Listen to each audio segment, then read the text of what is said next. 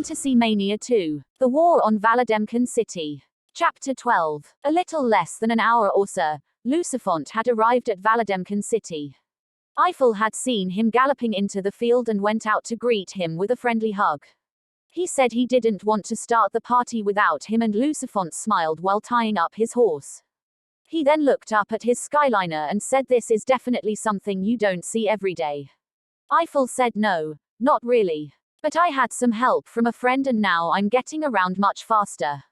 "Awesome, man. Well, are we ready to head in?" asked Lucifont. He nodded and they began their way. Once they started walking on the sidewalk, they noticed that after every step they took, a light would outline their print and shortly disappear. This was a feature that was recently added.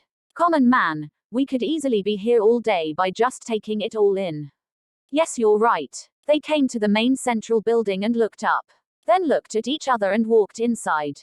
They were greeted by officials and they had expected them. But in the city of Waterfall, Zibilio was practicing his fighting skills on the rock cliff over the city. His son shouted out for him from below. Just by the way he shouted, Zibilio knew it had to be important. Soon Zibilio flew into the air and landed next to his son. To be continued.